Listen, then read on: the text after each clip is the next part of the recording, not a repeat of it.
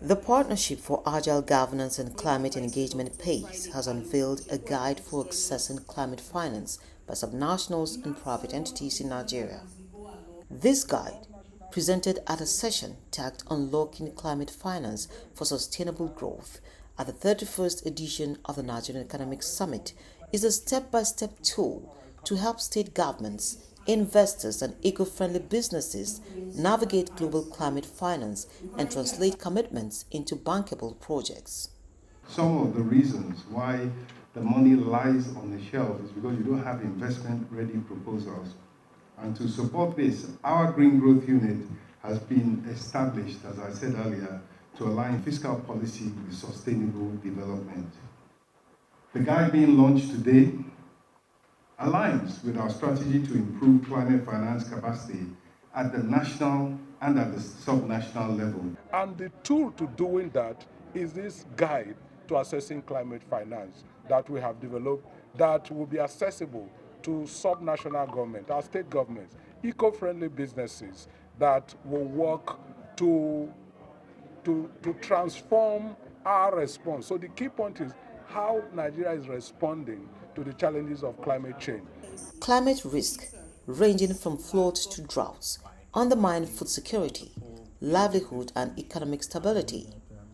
Nigeria requires $17.7 billion annually to meet its Paris Agreement and NDC targets.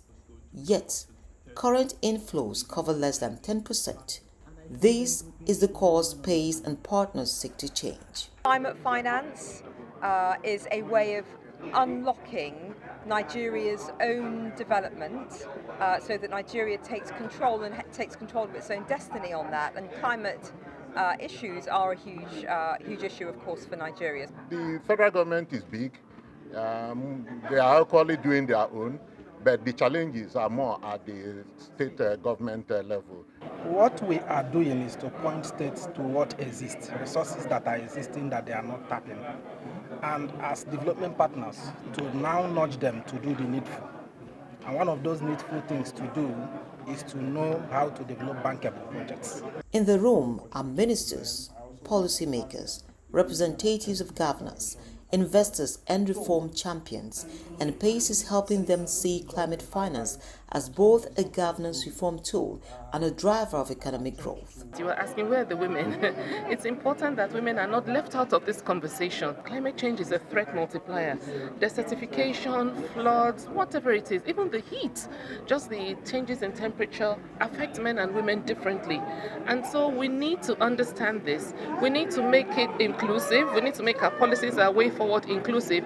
And we need the finance to be able to help us address these differential impacts. The guide demonstrates how reforms, accountability, and agile institutions can help Nigeria tap billions in climate finance and direct those resources into jobs, resilience, and growth.